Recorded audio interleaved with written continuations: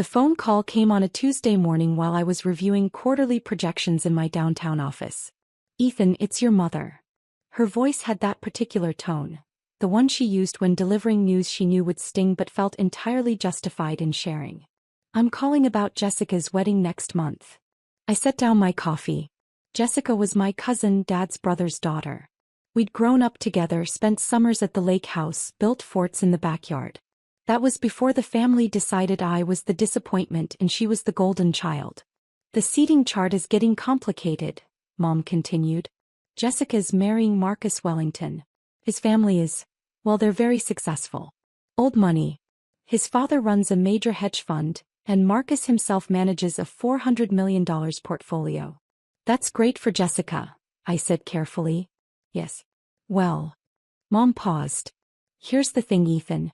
Given your situation, we think it might be better if you didn't attend." I felt the familiar tightness in my chest, but I kept my voice neutral. "Why situation?" "You know what I mean. You're still doing that coding thing, living in that small apartment. Jessica's wedding is going to be very high profile. The Wellingtons are inviting senators, CEOs, major investors. Your father and I just think, well, with you showing up in whatever you'd wear, talking about computers or whatever it is you do, it would be awkward. For everyone." "Awkward," I repeated. "Don't take it personally. It's just that Jessica wants everything perfect and," she lowered her voice conspiratorially, "between you and me, she's a bit embarrassed about the family's varied success levels. You understand?" I understood perfectly. I understood that my family had written me off 5 years ago when I dropped out of business school to join a startup. I understood that they'd decided my choice to live modestly while building something meaningful meant I was a failure. I understood that they had no idea what I'd actually built. "Your father agrees with me," Mom added as if that settled everything. "It's for the best." I looked at the Bloomberg terminal on my secondary monitor, showing real-time data feeds that my company's software was processing. 63 institutional clients currently using our proprietary trading algorithms. Revenue projections for the year, $47 million. "Understood," I said quietly. "I'm glad you're being mature about this." Mom sounded relieved. "Well, tell Jessica you couldn't make it. Work obligation or something." "Sure," I said. "Work obligation." After she hung up, I sat in my corner office, 23rd floor, floor-to-ceiling windows overlooking the financial district, and wondered how long I could keep doing this. How long I could keep letting them believe I was exactly what they thought I was. My business partner, Raj, knocked on my open door. "You okay? You look like someone just kicked your dog." "Family stuff," I said. Raj had been my roommate in college back when we were both coding in our dorm room at 3 a.m., living on ramen and ambition. He'd been there when my father told me I was throwing my life away. He'd been there when my mother stopped returning my calls for 6 months after I left business school. "Let me guess," Raj said, settling into the chair across from my desk. "They still think you're broke? Not invited to my cousin's wedding. Apparently I'd embarrass her in front of her hedge fund manager fiancé." Raj laughed, but it wasn't unkind. "You know, most people would just tell their family the truth." "Hey Mom, hey Dad, remember that coding thing you mocked? Yeah, it's worth $280 million now." "I know. So why don't you?" I'd asked myself that question 1,000 times. Part of it was protection. When you have money, suddenly everyone needs something. But the deeper truth was more complicated. I wanted to know who my family really was. What they really valued. Whether they loved me or just the idea of a successful son. So far the answer was pretty clear. "The valuation closes next week," I said, changing the subject. "Series C funding. Goldman Sachs is leading. $280 million, Raj said, shaking his head. "Remember when we thought $10 million would change our lives? We were idiots. We were 23. Our company, FinTech Solutions, had started in my apartment 5 years ago. The idea was simple. Use machine learning to analyze trading patterns and predict market movements with unprecedented accuracy. What made us different was our approach to data synthesis. We developed algorithms that could process news, social media sentiment, economic indicators, and historical patterns simultaneously, generating trading recommendations in real time. The first year we made $180,000 in revenue. My parents thought I was barely scraping by. They didn't know that I'd plowed every penny back into development, hired 3 PhD mathematicians, and secured our first major institutional client, a boutique investment firm managing $2 billion in assets. Year 2, $4.3 million in revenue. My mother told relatives I was still figuring things out. My father stopped asking about my job entirely. Year 3, $18 million in revenue. We landed contracts with 6 major hedge funds. I bought a house, nothing ostentatious, a nice 3-bedroom in a good neighborhood, and my sister assumed I'd gone into debt. Ethan's probably underwater on that mortgage. I overheard her tell my cousin at Christmas. Trying to look successful. Year 4, $39 million in revenue. Forbes mentioned us in an article about emerging fintech companies. My mother called to ask if I'd seen it. Isn't it nice that they featured successful companies? Maybe you could try to work for one of them someday. I'd laughed. Then I'd gone back to work. By year 5, we had 63 institutional clients, including 4 of the top 10 hedge funds in the country. Our algorithms were processing over $50 billion in daily trading volume. We had 127 employees. Our office took up 3 floors of a Class A building in the financial district. And my family still thought I was a struggling coder living paycheck to paycheck. The Series C funding round was the final step before going public. Goldman Sachs had valued us at $280 million. The deal would close in a week and then it would be public knowledge. SEC filings, press releases, the works. But apparently that would be too late for Jessica's wedding. The wedding was scheduled for the last Saturday in April at the Fairmont Grand Hotel, a historic luxury property with a reputation for hosting society events. The reception alone reportedly cost $300,000. I wasn't invited, but I followed the preparations through my mother's increasingly frantic Facebook posts about centerpieces and seating charts. Jessica posted photos of her custom Vera Wang dress, her destination bachelorette party in Napa, her engagement ring, a flawless 4-carat diamond that Marcus had proposed with at some exclusive restaurant I'd actually eaten at twice. Marrying the love of my life, her posts gushed. Can't wait to start our future together. The comments were predictable. My aunt, you've done so well for yourself, sweetheart. My mother, such a beautiful couple. Marcus is so accomplished. My sister commented, at least one of our generation is successful. Face blowing a kiss. I closed Facebook and went back to work. The week before the wedding, our CFO Margaret Chin knocked on my door with a stack of papers. Final valuation documents. Goldman wants to announce Monday. Monday. That was 3 days after Jessica's wedding. They want to time it with the market. NYSE opening bell, maximum visibility. They're talking about CNBC coverage, Bloomberg, the whole 9 yards. I signed the documents. Sounds good. Ethan. Margaret had worked in finance for 25 years, had seen 3 IPOs and didn't mince words. Your family still doesn't know? Nope. That's going to be a hell of a surprise. Yep. He studied me for a moment. You could tell them now. Before it goes public. I could. But you're not going to. Nope. Margaret smiled. I respect that. They sound like assholes. They're my family, I said automatically, then paused. But yeah. They're also assholes. Saturday morning, the day of the wedding, I went to the office. We were finalizing the press release with Goldman's communications team. The announcement would go out Monday morning at 6 a.m. Eastern, timed perfectly for the market open. Raj found me at my desk at noon. Dude, it's Saturday. Also, isn't there a wedding you're not invited to happening right about now? Ceremony starts at 2, I said. Reception at 5. And you're here because? Because I was uninvited. Remember? Right. The embarrassing cousin who codes for a living. Raj pulled up a chair. You know what we should do? We should crash that wedding. Show up in matching t-shirts that say, embarrassing coder. Net worth $280 million.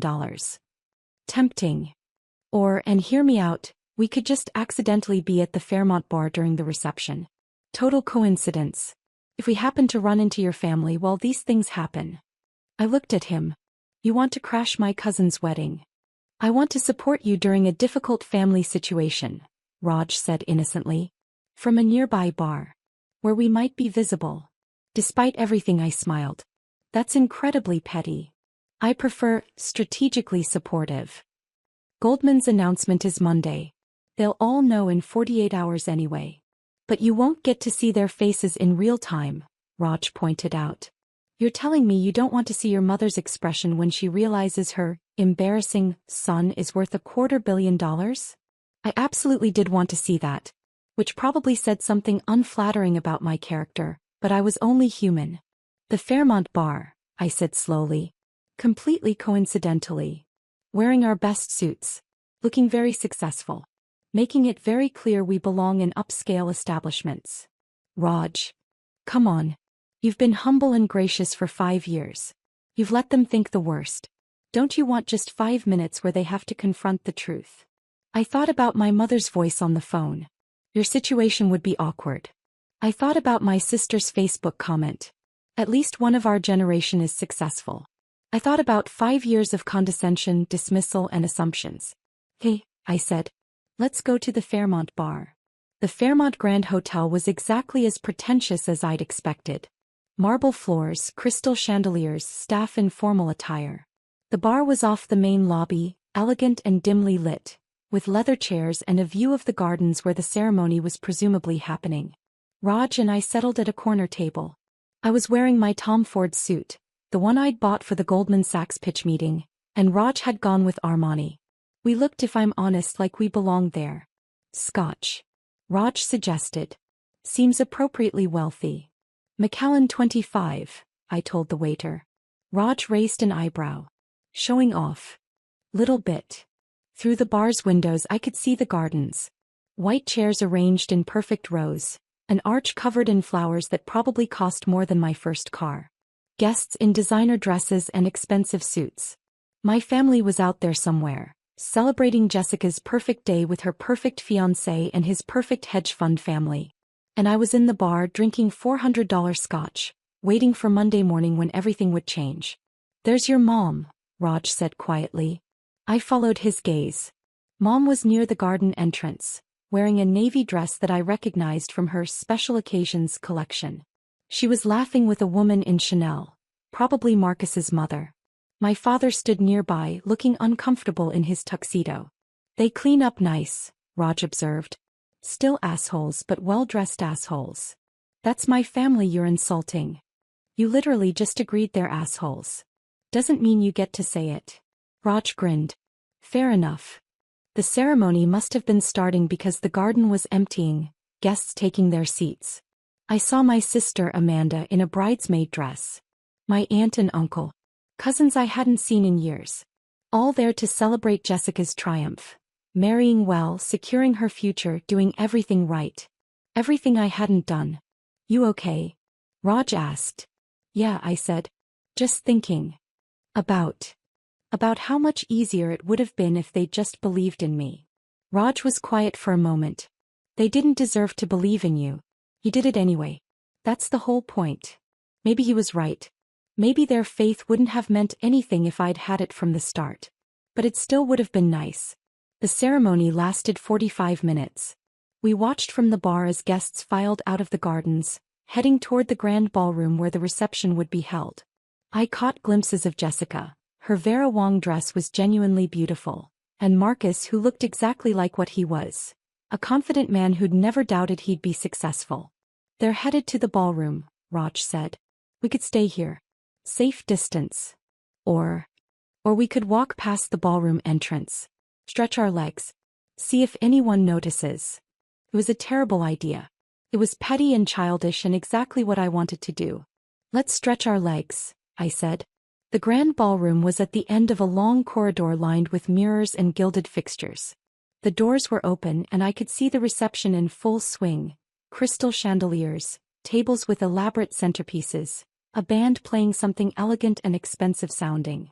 We walked slowly, two well-dressed men with drinks in hand, looking like we had every right to be there. Ethan. I turned. My sister Amanda was standing in the corridor, staring at me like I'd materialized out of thin air. Amanda. Hey. What are you? You weren't invited. She looked confused, then suspicious. Did you crash the wedding? We're at the hotel bar, I said calmly. We have a meeting here tomorrow. Just staying overnight. In your suit? On a Saturday. Business doesn't stop for weekends. I gestured to Raj. This is my business partner, Raj Patel. Raj, my sister Amanda. Raj shook her hand with perfect courtesy. Pleasure to meet you. Amanda was still processing. Business partner? What business? Tech, I said vaguely. Boring stuff. Mom said you weren't coming because... She stopped, clearly realizing how it would sound. Because I'd be embarrassing, I finished. Yeah, I got that message. That's not, Amanda flustered easily. It's just that Marcus's family is very prominent and Mom thought. It's fine, I interrupted. Really? Enjoy the wedding. I started to walk away but Amanda caught my arm. Ethan, wait. I'm sorry. That wasn't fair what Mom said. I looked at her genuinely surprised. Amanda and I hadn't been close in years, not since she'd sided with our parents about me dropping out of business school. Thanks, I said. I mean it. Your family. You should have been invited. Water under the bridge, I said. And I meant it. In 48 hours none of this would matter anyway. Amanda hesitated then hugged me quickly. I'm glad you're doing okay. Even if it's just, coding stuff. Yeah, I said. Just coding stuff. Raj and I retreated to the bar. That was unexpectedly wholesome, he observed. Amanda's not terrible.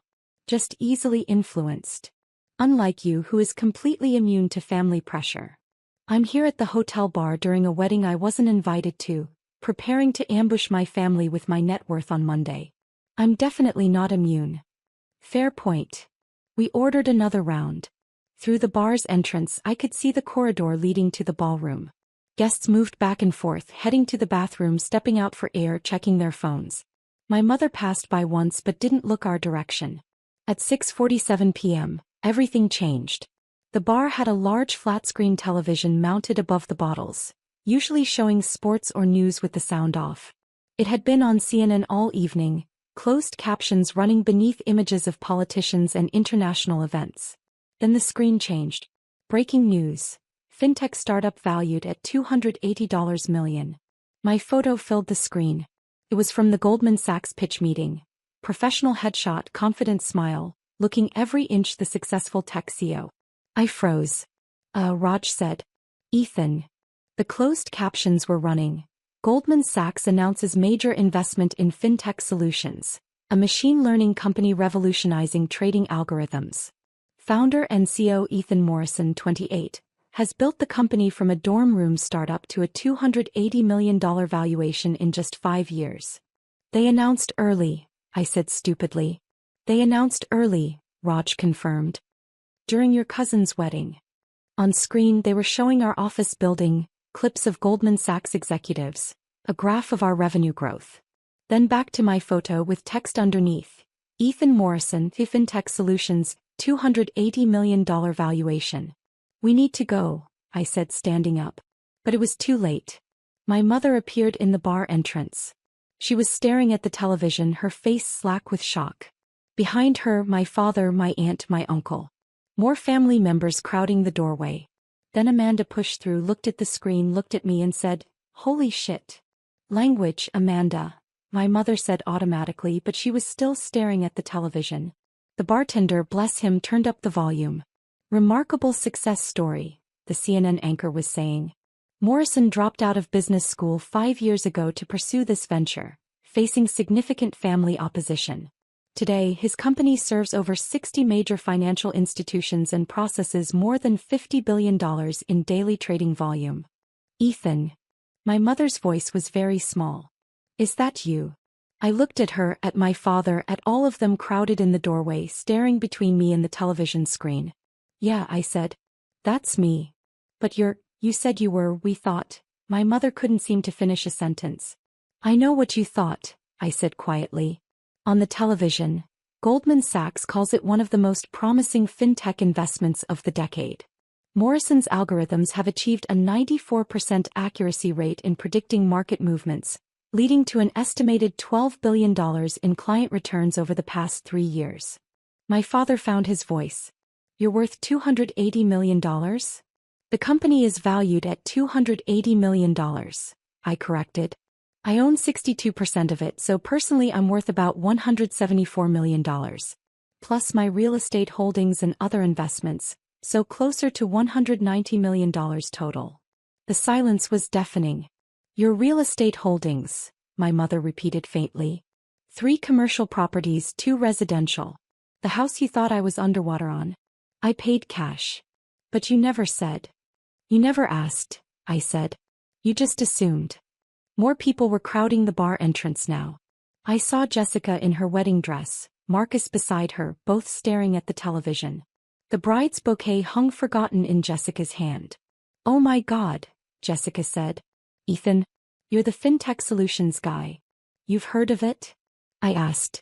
Marcus's firm uses your algorithms, she said, sounding dazed. We were just talking about FinTech Solutions last week. He said it was revolutionary. He said the founder was a genius. Marcus was staring at me with new recognition. You're Morrison? Holy shit. Your trading predictions saved us $40 million last quarter. Glad to hear it, I said. Jessica looked at her mother, my aunt. You didn't invite him because you thought he'd be embarrassing? We didn't know. My mother's voice was defensive now. How were we supposed to know? He never told us. I tried, I said, and my voice was harder than I'd intended. 5 years ago I told you I was building something important. You told me I was throwing my life away. You dropped out of business school. To build a business, I finished. Funny how that works. The CNN segment was ending, cutting to commercial, but the damage was done. Every person in that bar entrance had seen. Every wedding guest who'd been watching the news. The staff. The bartender who'd served us $400 scotch was looking at me with new respect. Ethan. My father stepped forward. Son. I think we need to talk. Do we? I asked. What's there to talk about? You didn't want me at the wedding because I'd embarrass Jessica. Mission accomplished. I'm not at the wedding. I'm at the bar. You could have told us, my mother said, and she actually sounded hurt. All these years you let us think. Let you? I laughed and it came out bitter. Mom, I told you Forbes mentioned my company. You asked if they might hire me. I told you I bought a house. You said I was probably in debt. What exactly should I have said? By the way, I'm worth 9 figures. Please stop treating me like a failure. We never said you were a failure, my father protested. You didn't invite me to my own cousin's wedding because my situation would be awkward, I said. What would you call that? Jessica stepped forward, still clutching her bouquet. Ethan, I'm so sorry. I didn't know. If I'd known. You would have invited me? I asked gently. Or you would have wanted my business connections? She flushed. That's not fair. Isn't it? Marcus cleared his throat. Mr. Morrison, Ethan. I'd love to discuss your algorithms in more detail. Perhaps we could set up a meeting. Of course you would, Raj said from beside me. His voice was pleasant but cold. Now that you know what he's worth. The crowd in the doorway was growing. More wedding guests drawn by the commotion. I saw Marcus's parents, the woman in Chanel looking scandalized. Bridesmaids and groomsmen. Everyone staring. This was Jessica's moment. Her perfect wedding, her perfect day. And I was ruining it just by existing. I should go, I said, standing. Ethan, wait, my mother started. Congratulations on the wedding, Jessica, I interrupted. I hope you and Marcus are very happy together. I pulled out my wallet and dropped $500 bills on the bar. For our tab and the trouble. Raj and I walked toward the exit. The crowd parted for us, probably more out of shock than respect, but I'd take it. We were almost to the hotel's front entrance when I heard running footsteps behind us. Ethan, wait. I turned. Amanda was hurrying after us, her bridesmaid dress hiked up so she wouldn't trip. What? I asked more wearily than angrily. Amanda stopped, breathing hard. I needed to say, she gathered herself. I'm proud of you. I should have said it years ago, but I'm saying it now. I'm proud of you. Something in my chest loosened slightly. Thanks, Amanda. And I'm sorry. For not defending you. For going along with Mom and Dad. For all of it. Water under the bridge, I said again, and this time I meant it more. He hugged me tight and quick. Don't be a stranger, okay? Call me sometime. Let me actually know my brother. I will, I promised. She hurried back to the reception and Raj and I walked out into the evening air. "Well," Raj said once we were outside, "that went better than expected." I laughed. "It came out shaky but genuine." "Did it? You didn't flip any tables." "Very restrained." "I'm a professional." A professional with $190 million who just crashed his cousin's wedding via CNN. "I didn't crash it. I was at the bar." "Very different," Raj agreed solemnly. We stood there for a moment watching valets bring cars around for early departing guests. The Fairmont's exterior was lit up against the darkening sky, elegant and imposing. "What now?" Raj asked. "Now." I checked my watch. "Now we go back to the office and prepare for Monday's press cycle. Goldman wants us on Bloomberg at 7 a.m. All business as usual. That's what pays for the $400 scotch." We started walking toward where we'd parked. Behind us, the Fairmont glittered with light and music and celebration. Jessica's perfect wedding, slightly less perfect now but still continuing. My phone buzzed. A text from my mother. "We need to talk. This isn't over." I deleted it. Another buzz. My father. "Son, please call me." Deleted. "Amanda, that was insane. Also, you looked really good on CNN. Very CEO-ish." Smiling face with smiling eyes. I smiled and replied, "Thanks. Talk soon." Monday morning, 6 a.m. Eastern. Goldman Sachs issued the official press release. By 6:15 we were trending on Bloomberg, CNBC and the Wall Street Journal. By 7 a.m. Raj and I were in the Bloomberg studio, being interviewed about our meteoric rise and revolutionary algorithms. By 8 a.m. my phone had 43 missed calls from my mother. By 9 a.m. the Wall Street Journal had published a profile. The dropout who built a $250 million company while his family thought he was broke. Someone had talked to the press. I suspected it was one of Jessica's wedding guests. The story was too good not to share. The article included details about the wedding, the CNN reveal, my family's shock. It painted them in an unflattering light. My mother called again at 9:47. This time I answered. "Ethan." She sounded like she'd been crying. "Have you seen the journal?" "I have." "They made us sound terrible. Like we don't care about you." "Don't you?" I asked quietly. "Of course we do. You're our son." "I'm also the son you didn't invite to a family wedding because I'd be embarrassing." "We made a mistake," she said. "We didn't understand. If you'd just told us." "Mom." I cut her off. "I need you to really hear this. I tried to tell you. For 5 years I tried. You chose not to listen. You chose to see what you expected to see instead of asking questions or showing interest in my actual life." "That's not."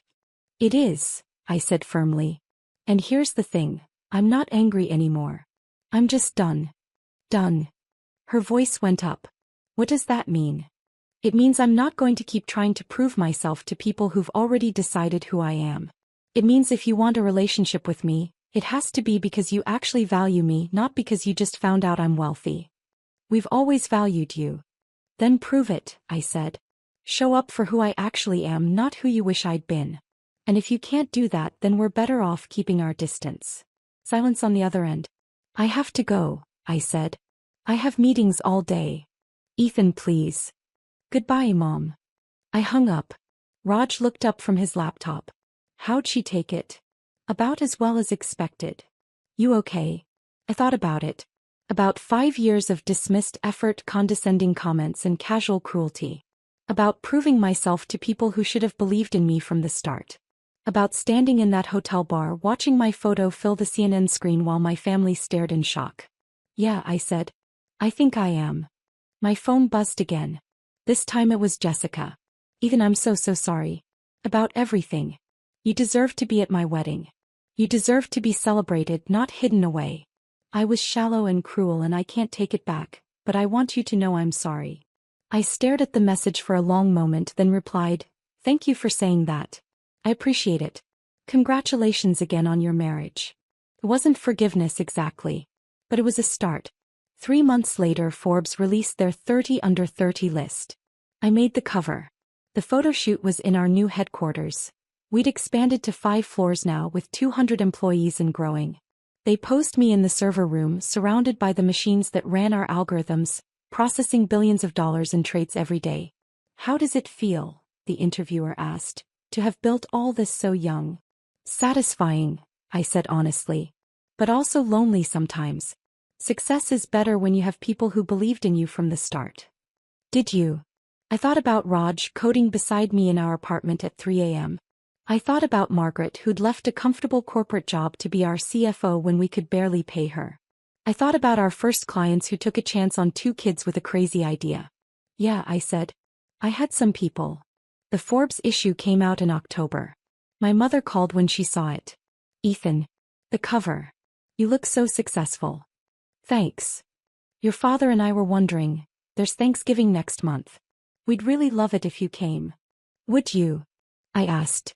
Or do you want me there because I'm successful now? That's not fair. Isn't it? She was quiet for a moment. You're right. That's fair. We've been terrible to you.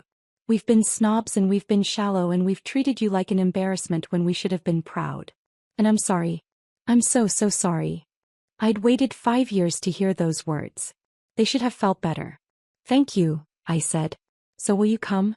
To Thanksgiving? I don't know, Mom. I need to think about it. Of course. Take your time.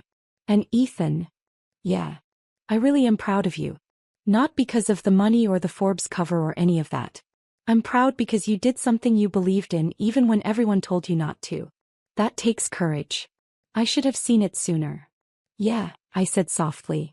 You should have. I know. I'm sorry. After we hung up, I sat in my office for a long time looking out at the city. Success was supposed to feel triumphant, wasn't it? Vindication was supposed to be sweet. But mostly I just felt tired. Raj knocked on my door. You look contemplative. What's up? My mom invited me to Thanksgiving. And I don't know if I want to go. Raj settled into his usual chair. Do you want my advice? Always. Go, he said. Not because they deserve it but because you do.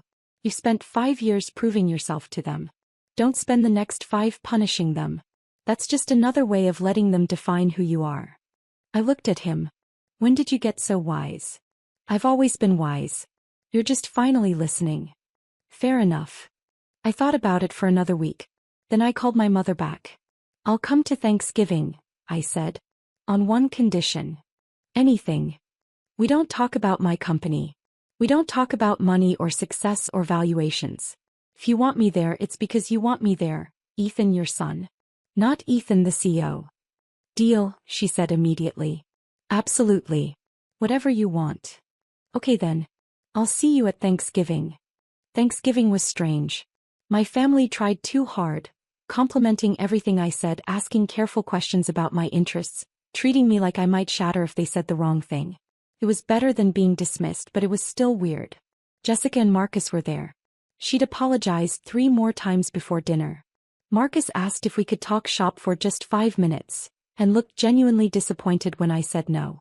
Amanda was different. She asked about my apartment. I'd recently upgraded to a penthouse, but I didn't mention that.